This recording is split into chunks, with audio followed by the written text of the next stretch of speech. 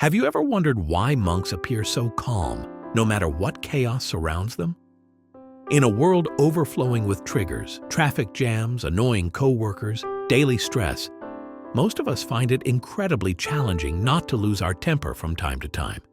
Yet monks, many of whom follow Buddha's ancient teachings, seem to remain tranquil in situations where anger would normally erupt. Is it some secret superpower they have? Not exactly. Instead, it's a combination of mindset, practice, and a deep understanding of the human mind.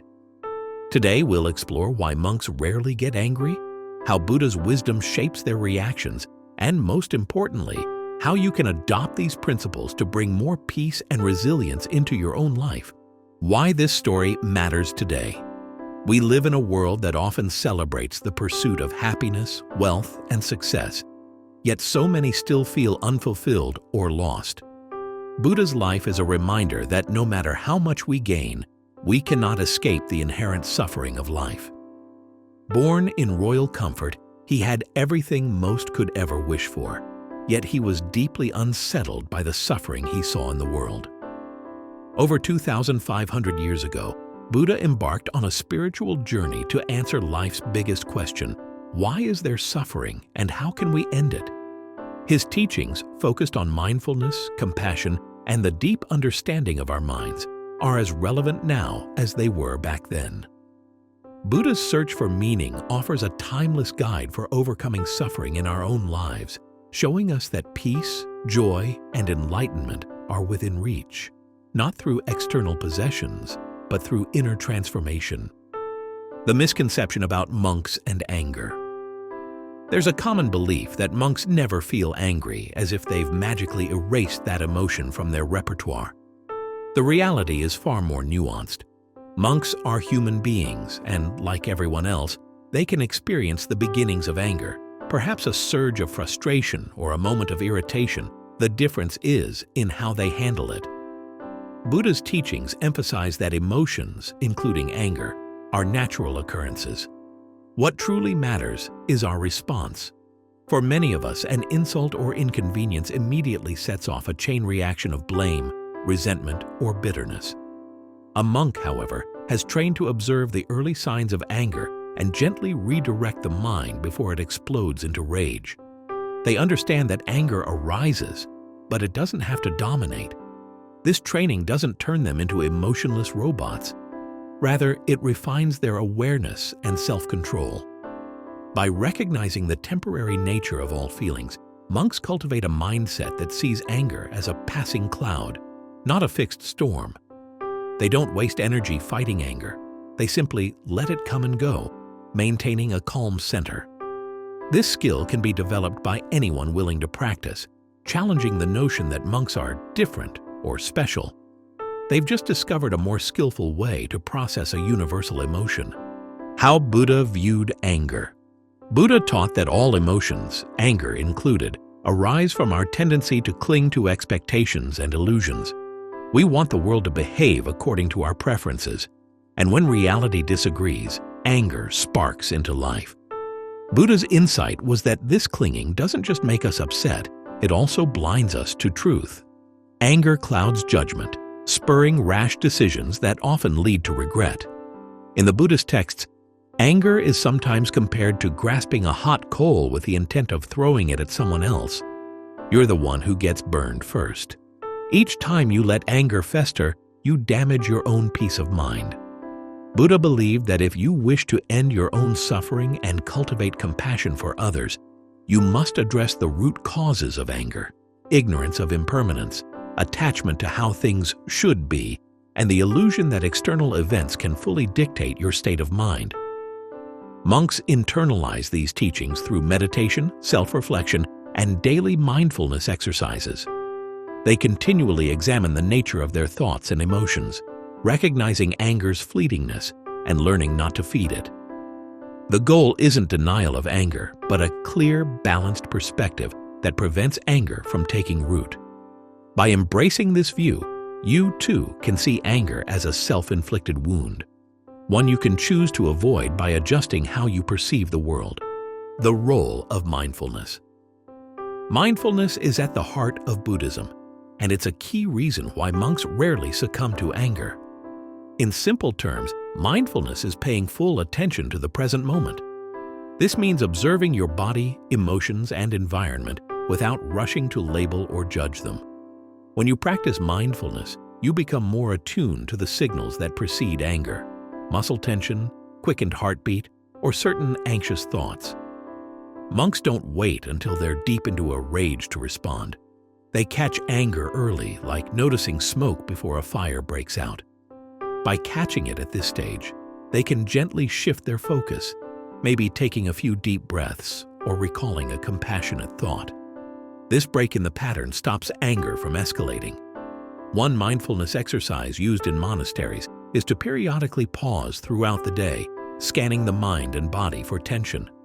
If a monk notices irritation building, they calmly acknowledge it.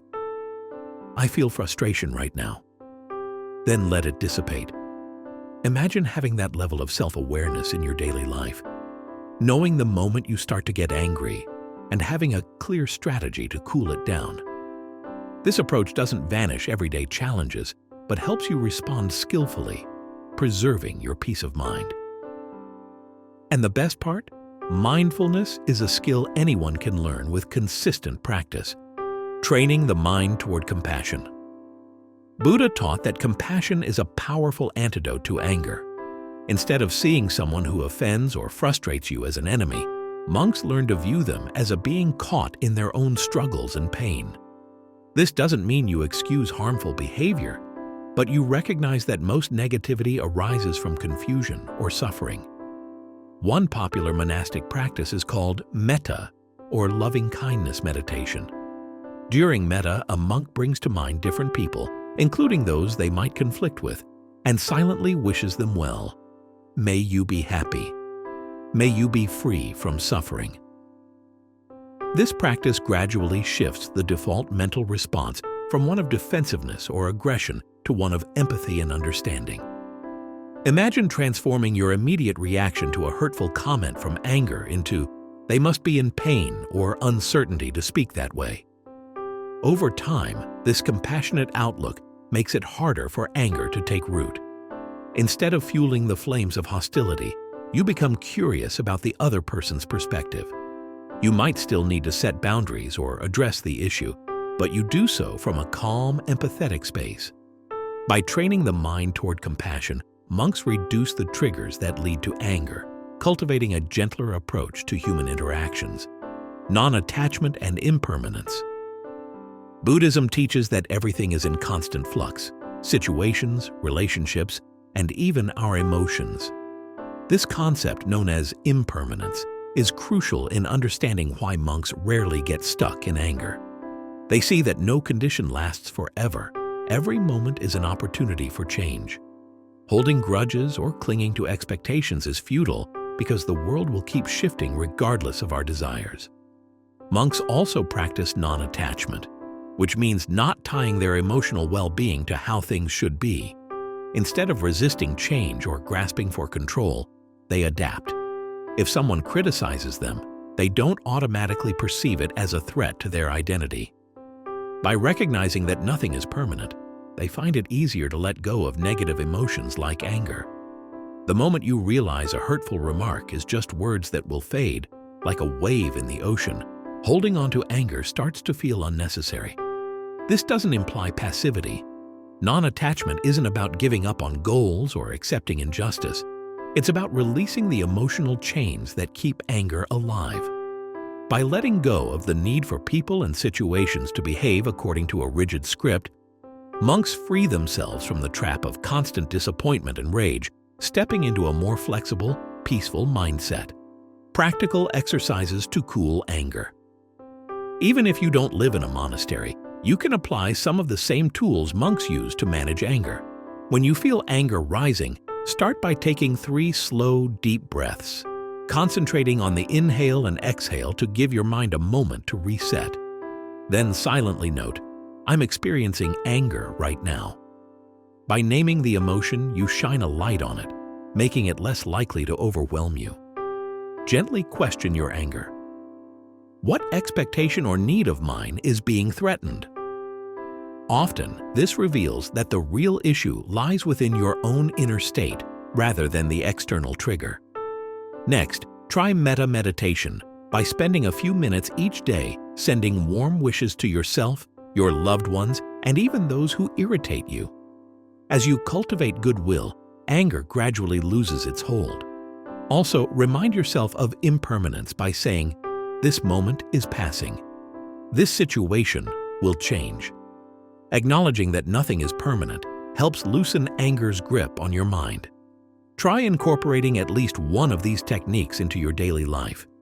Even small, consistent changes can yield significant benefits, mirroring the mental discipline monks developed through years of dedication. By making mindful choices in the heat of the moment, you pave the way for a calmer, more resilient mindset, transforming relationships and inner peace. When monks reduce their anger, it doesn't just improve their personal well-being, it transforms their relationships and, by extension, their communities. Imagine how different your household, workplace, or social circle could be if anger wasn't the go-to reaction during conflicts. Instead of erupting into arguments, you'd have calmer discussions. Instead of harboring grudges, you'd seek resolutions. This is precisely the ripple effect that occurs in monastic communities, where compassion and understanding become the norm, not the exception. People who learn to channel their emotions thoughtfully build stronger bonds because they communicate openly and listen without the toxic haze of anger. That doesn't mean disagreements vanish. It means they're handled more constructively. Internally, your sense of self also shifts. When you're not triggered by every annoyance, you free up mental energy for creative pursuits, deeper insights, and genuine joy. Buddha's teachings aren't just about renouncing the world. They're about living in it more fully, with clarity and peace. As you let go of anger and practice empathy, you begin to taste the same serenity monks experience, an inner peace that isn't dependent on circumstances. This shift permeates every corner of your life, fostering personal growth and healthier connections with others.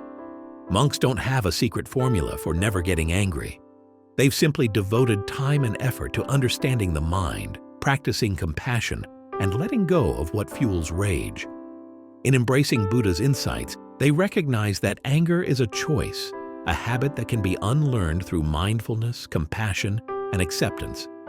The best news is you don't need years in a monastery to start seeing results.